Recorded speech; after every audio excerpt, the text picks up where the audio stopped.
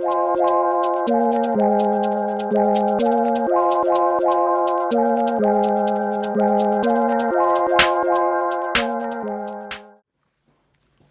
días, hermanos. Señor les bendiga nuevamente.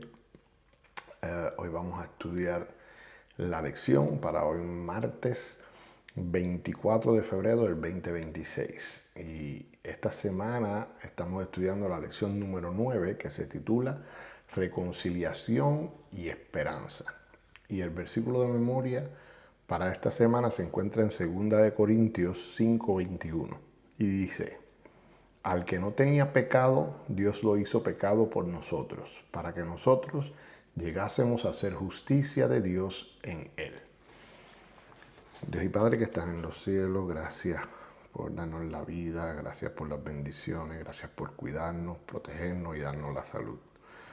Ahora que estamos aquí para estudiar esta lección, permite que podamos leerla, entenderla y ponerla en práctica. No solo con nosotros, pero también con las personas que nos rodean. Te lo pedimos en el nombre de Dios Jesús. Amén. Para hoy martes 24 de febrero, la lección se titula El plan eterno de Dios.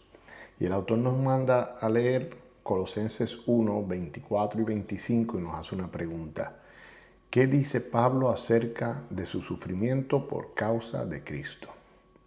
Colosenses 1, 24 y 25 nos dice: ahora me gozo en lo que padezco por vosotros y cumplo en mi carne lo que falta de las aflicciones de Cristo por su cuerpo, que es la iglesia, de la cual fui hecho ministro, según la administración de Dios que me fue dada con vosotros, para que anuncie cumplidamente la palabra de Dios.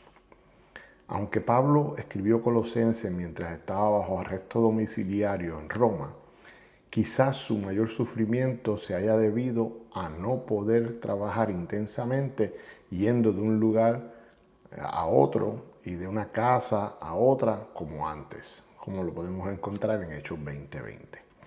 Estas aflicciones o tribulaciones de las que Cristo nos advirtió, como dice Juan 16:33, no son comparables con la gloria venidera que se ha de manifestar en nosotros.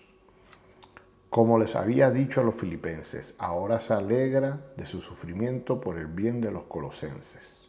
Eso lo encontramos en Colosenses 1:24. Aunque Pablo estaba en la cárcel, la palabra de Dios no está presa. Y allí en su celda vieron la luz sus cartas a los filipenses, a los efesios y a Filemón. Tras su liberación, Dios le inspiró los importantes consejos registrados en Primera de Timoteo y Tito. Luego, durante su último encarcelamiento en una prisión romana, escribió Segunda de Timoteo. En resumen, estos últimos años brindaron a Pablo la oportunidad de escribir una parte significativa del Nuevo Testamento, incluyendo Hebreos. El plan eterno de Dios preveía todo esto y más. La palabra griega que Pablo utiliza en Colosenses 1:25, generalmente traducida como administración, es oikonomia, usada en un sentido limitado, como por ejemplo en 1 Timoteo 1:4. Se refiere a la manera que Dios tiene para ordenar las cosas.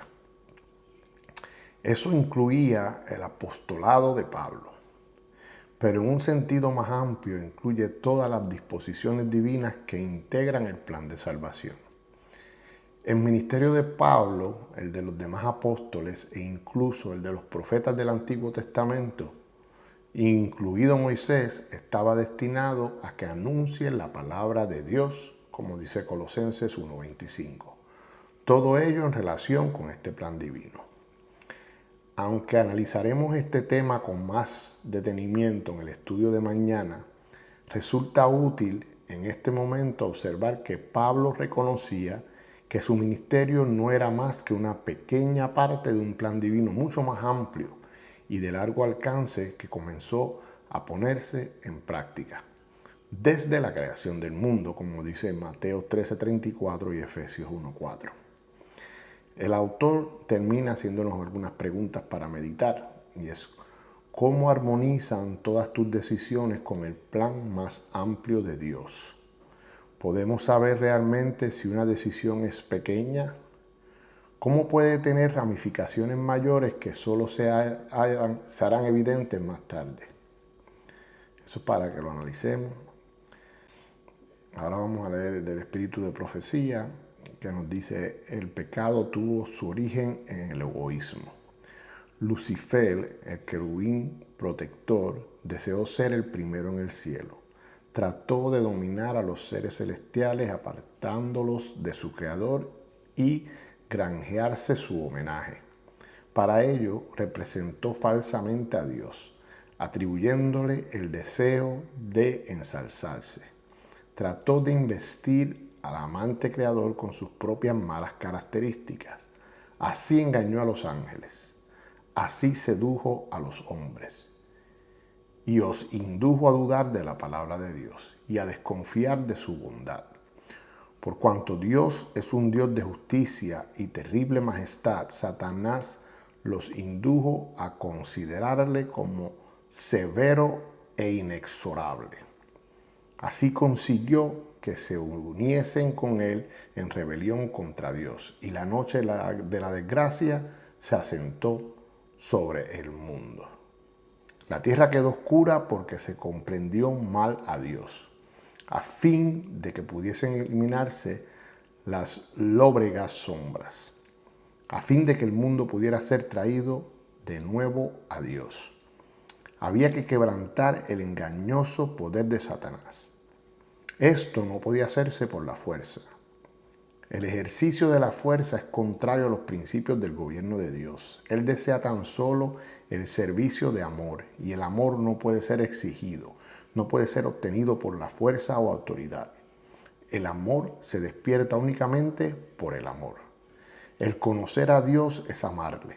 Su carácter debe ser manifestado en contraste con el carácter de Satanás. En todo el universo había un solo ser que podía realizar esta obra. Únicamente aquel que conocía la altura y la profundidad del amor de Dios podía darlo a conocer. Sobre la oscura noche del mundo debía nacer el sol de justicia. Qué bonito, ¿no? Que el Señor los continúe bendiciendo siempre. Que tengan un lindo día y hasta